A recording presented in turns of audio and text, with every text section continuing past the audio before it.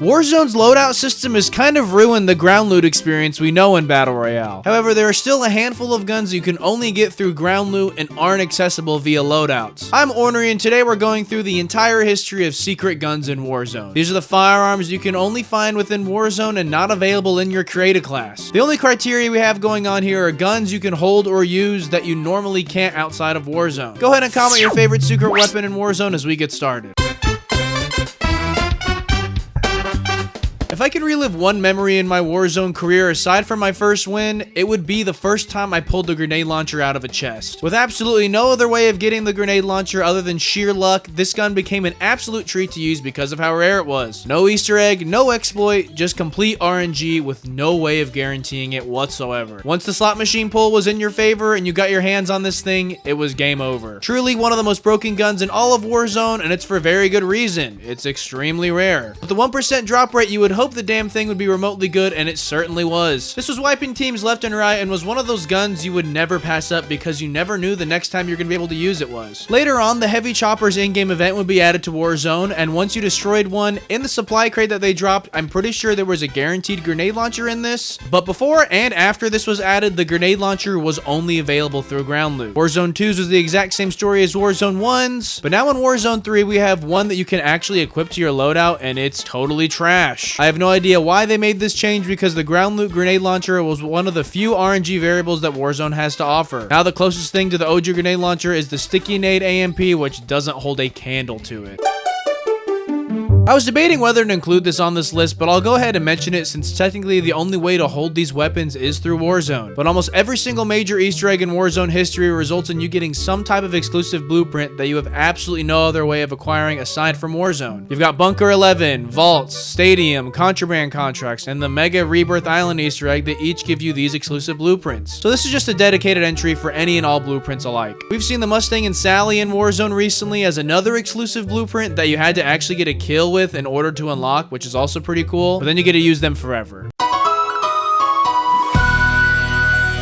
The minigun has been in every single iteration of Warzone and has the same draw that the grenade launcher has. It wasn't every day that you'd come across one. Now, it wasn't as rare, but you still had to jump through some hoops to find one. In Verdansk, you could do it through the Bunker 11 Easter egg to guarantee one. Later on, you would just have a chance at finding one in just any old bunker. You also got one with the Juggernaut armor, which I think was a lot of people's first experience while playing Juggernaut Royale. In Warzone 2 and 3, you got them through black sites where you had to kill a Juggernaut who would then drop one. However, there's also a Nebula round minigun through the Fortune's Keep black market contract, which was probably the best version of the minigun we've ever seen. As far as the viability of the minigun, I wouldn't run it in solos, but playing quads, it is so fun to have at least one person with one. Moderate range and crazy TTK, it's just fun more than anything. Major drawback is the sprint to fire time and overall mobility probably being the worst in all of Warzone. I seriously wouldn't be surprised if it is actually like the worst and out of every single gun we've ever seen. However, the Nebula round minigun is just the craziest gun I think that's ever been in Warzone ever. It's just such a funny concept because this thing I think was way better than all the other ones. Wherever you shot, it would also just leave a cloud of nebula gas that you could even kill you, which is just hilarious. But having a designated mobile turret on your team is without a doubt a major plus. You can kind of guarantee it with the whole black site system, but as far as I know, black sites aren't guaranteed every single match. There's also only one of them when it does spawn in, so you still have to complete a lot of tasks before you can even guarantee one.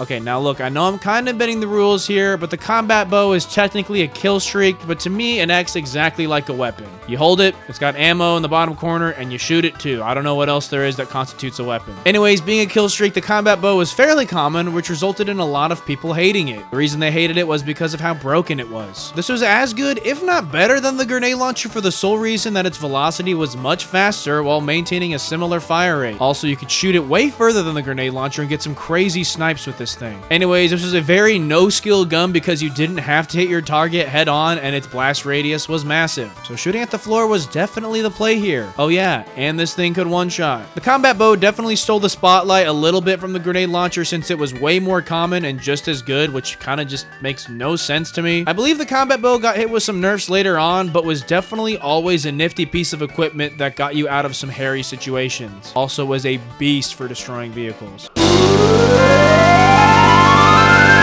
Here's here's another item that's acquired through an Easter egg. So the red doors with Cold War spawned in a new Easter egg that gave you a calling card. However, to do the Easter egg, you had to jump through the doors in a certain order, and then you would go to the secret room where a glitch chest would be. Inside that chest was this lion's cane. Now this is something you would physically hold in your hand and pretty much had the same values as any other melee weapon. You were supposed to take it to the graveyard and dig it up and complete the Easter egg, but honestly, this cane wasn't anything special whatsoever, but the cool thing about it was it was only available through Warzone. You could actually kill people with it. I think Cold War had a cane melee weapon, but this specific one was a Warzone exclusive, so that was pretty neat regardless.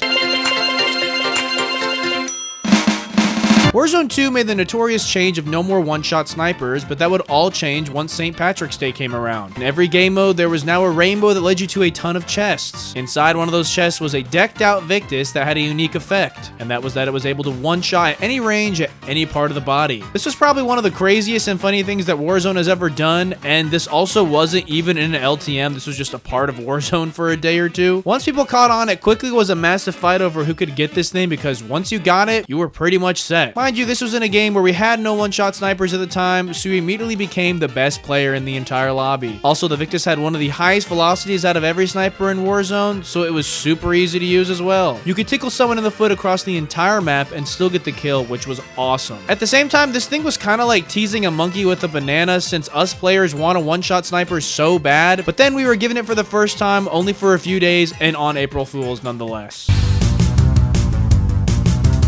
Okay, this one is also kind of cheating since it's not technically a weapon, but I think it's worth mentioning since it's a totally different weapon than we're used to. In one of the very last updates to Warzone 2, we got Armored Royale back in the game, but the armored truck was replaced with a MRAP. The MRAP is basically an upgraded version of the armored truck that had some more bells and whistles to it. On top of the already amazing turret, you now had a grenade launcher turret and some smoke bombs. This was another highlight of Warzone 2 that went very unnoticed because it was right at the end of the game's life cycle to an already dead game, but the grenade launcher turret was super fun, which is what makes an LTM good in the first place. It was like having the already mentioned grenade launcher but on an armored truck. What's not to love? I honestly think the MRAP could be added to Warzone 3, maybe if they made it slower, because it really wasn't super game breaking or anything, but the least they could do is bring back Armored Royale in Warzone 3.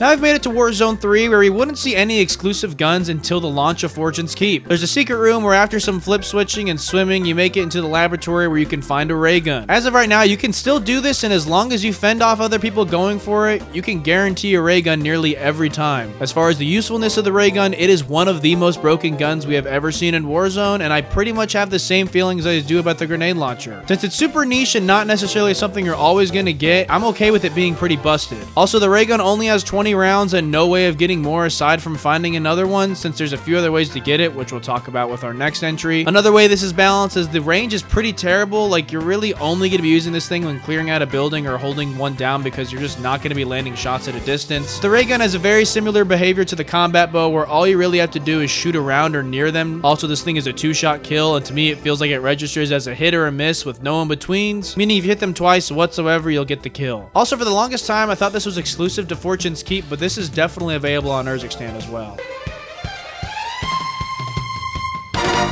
Alongside Fortune's Keep and the ray gun, you could also get the Wonder Waffe. Although the Wonder Waffe technically only had one way of guaranteeing it and was also much more difficult, the only way to guarantee a Wonder Waffe at the launch of Fortune's Keep was by doing the Cursed Relic Easter egg. And let me tell you, this was not super easy. What you had to do was find the skull near the corner of the map, then get 5 kills without dying. Which sounds pretty simple, but when the Easter egg was at its peak, everyone was trying for it, and there was only one of these skulls on the entire map. Anyways, once you got the skull and the 5 kills, a loadout drop would fall from the sky that gave you loot and the Wonder Waffe. A few other ways to just have a chance of getting the Wonder Waffe, which also had a chance of giving the ray gun, was the Rogue Signal Challenge that happened every game. Basically, it was get the most kills or deal the most damage, and the top 3 players would get a special loot crate marked in your map that could drop a ray gun, Wonder Waffe, or gold gun. There was the eradication contracts that I'm pretty sure are no longer in the game anymore, but you know, find a hive of zombies, kill all of them, including an HVT, and then you had a chance of getting a wonder weapon or a gold gun. However, now with the addition of the research vessel, the buy station on it has exclusive items, and one of which is always a ray gun or a Wonder Waffe for $10,000 every game. Okay, now that we've talked about how to get the Wonder Waffe, let's talk about the Wonder Waffe itself. I personally think it is potentially the worst gun on this entire list. To me, the hit reg just feels way off and doesn't deal near enough damage. I think it's a 3-shot kill, which is an entire magazine, so really just not that viable. It's sort of fun to have if if you're a zombies fan and really just like a novelty at this point, but if you miss one shot, you are totally screwed. I think they buffed it to make it a little more useful, but I am taking the ray gun every day over the Wonder Waffe with no question.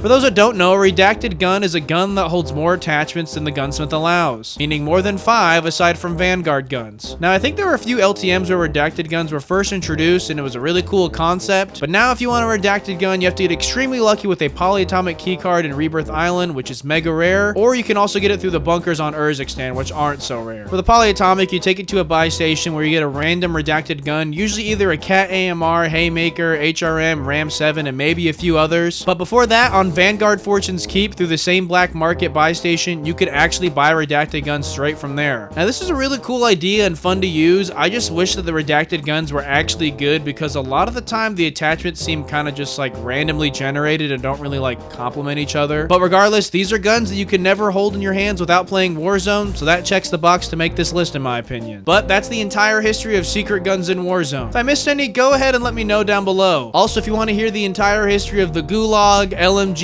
snipers, or kill streaks, click on here. Join my Discord if you're feeling crazy, and if you liked, leave a like. If you didn't, leave a dislike, and thank you so much for watching.